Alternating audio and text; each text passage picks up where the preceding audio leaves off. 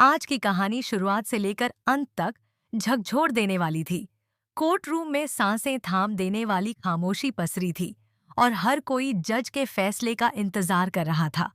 जैसे ही जज ने सिर उठाया, उनकी एक ही लाइन ने पूरे परिवार को हिलाकर रख दिया। तलाक नामंजूर। उन्होंने सख्त आवाज में कहा कि अर्जुन और अहाना अगले 6 महीने एक साथ ही रहेंगे। यह फैसला किसी के लिए झटका था, पर दुर्गा देवी बिल्कुल शांत थीं, जैसे उन्हें पहले से पता था कि यही होना है।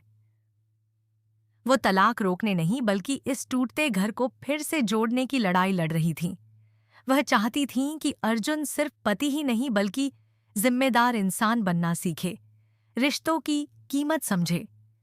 सबको यकीन था कि अहाना 6 महीने साथ रहने का फैसला मानने से इनकार कर देगी, पर वह वापस लौटी, टूटी नहीं, बल्कि पहले से ज्यादा मजबूत। एक हाथ में कोर्ट का आदेश और दूसरे में आईएएस की किताबें लेकर वह साफ बता गई कि अब वह यहाँ किसी को खुश करने नहीं, बल्कि अपने सपनों और अपने भविष्य के लिए आई है। तभी जज का एक और फैसला पूरे घर को हिला गया। अहाना कोई भी घर का काम नहीं करेगी। उसकी एक ही जिम्मेदारी होगी, पढ़ाई। यह फैसला पोल्टो के अहंकार पर सीधा वार था। जो आदमी हमेशा दूसरों पर चलाता था, आज उसके हाथ से सारी कमान निकल चुकी थी। पहली बार अहाना को सांस लेने और आगे बढ़ने की जगह मिली। अर्जुन ने कोशिश की कि अहाना टूट जाए।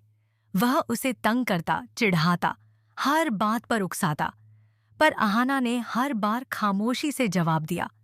उसकी चुप्पी कमजोरी नहीं, उसकी सबसे बड़ी ताकत थी, जो धीरे धीरे अर्जुन को अंदर तक हिलाने लगी। इसी बीच घर की सभी बहुएं पहली बार एकजुट हो गईं। ना ईर्ष्या, न प्रतियोगिता, बस समर्थन, और वह पूरी तरह अहाना के साथ खड़ी हो गईं।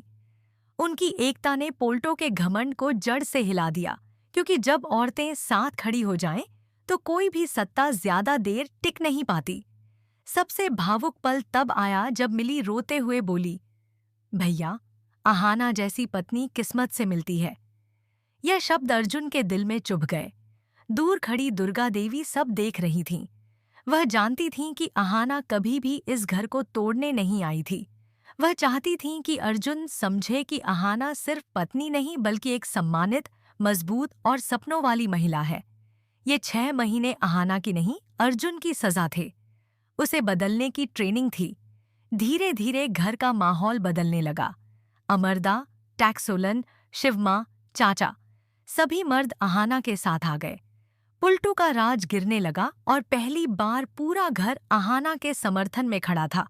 और फिर वह पल आया जिसने सब कुछ बदल दिया। अहाना सिर्फ घर नहीं लौटी, वह लौटी एक भविष्य की आईएएस अधिकारी बनकर। जो लड़की कभी आंसुओं में डूबी इस घर आई थी, अब वह ताकत, आत्मविश्वास और सम्मान का ऊंचा स्तंभ बन चुकी थी। लेकिन इस जीत के बीच एक और तूफान उठा। कोर्ट के बाहर श्रुतो मामा ने गुस्से से दुर्गा देवी से कहा, आज तुमने अहाना जैसी बहू खो दी, जिसने इस घर को स्वर्ग बनाया था। ये शब्द दुर्गा देवी के भीतर गूंजते रह गए। घर लौटकर हर कोने में उन्हें अहाना ही नजर आने लगी। वही अहाना जिसने उन्हें गुड़िया बनाने की कला दुनिया के सामने लाने का साहस दिया था। घर की बहुओं ने भी साफ कह दिया, गलती सिर्फ अहाना की नहीं थी। अर्जुन ने बिना सच्चाई जाने उसे सबके सामने थप्पड़ मारा।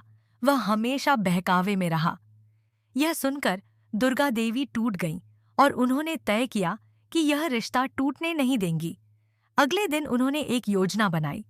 कैफे में अर्जुन को एक लड़की के साथ बैठाया गया और श्रुतो मामा अहाना को वहीं ले आए। अर्जुन को किसी और के साथ देखकर अहाना टूट गई और रोते हुए वहां से भाग गई। दूर से यह सब देखकर दुर्गा देवी समझ गईं, ये आंसू नफरत के नहीं, प्यार के हैं। घर पहुंचते ही अहाना बेहोश हो गई। श्रुतो मामा ने तुरंत अर्जुन को बुलाया। उसे बेहोश देखकर अर्जुन का दिल फट गया। वह रोते हुए बोला, अहाना, मुझे माफ कर दो, मैं तुम्हें खो नहीं सकता। अहाना ने आंखें खोली और दोनों एक दूसरे से लिपटकर फूट फूट कर रो पड़े। दरवाजे पर खड़ी दुर्गा देवी और श्रुतो मामा की आंखें भी नम हो गईं। टूटता हुआ रिश्ता आखिरकार फिर से जुड़ चुका था।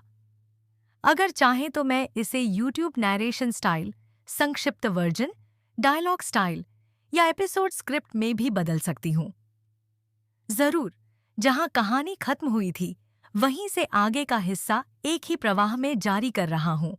उसी भावनात्मक, नाटकीय और टीवी ड्रामा अंदाज में अहाना और अर्जुन के टूटे हुए रिश्ते का फिर से जुड़ जाना पूरे घर के लिए एक नई सुबह जैसा था। लेकिन इस सुबह के साथ कई सवाल भी उठ खड़े हुए। अहाना का बेहोश होना सिर्फ शारीरिक थकान नहीं था, बल्कि उस दर्द की निशानी था जो उसने इतने दिनों तक चुपचाप अपने भीतर दबाकर रखा था। डॉक्टर के जाने के बाद कमरे में गहरी खामोशी छा गई। अर्जुन उसकी चारपाई के पास बैठे बैठे लगातार उसका हाथ पकड़े रहा, जैसे डर हो कि कहीं वो फिर से दूर ना हो जाए।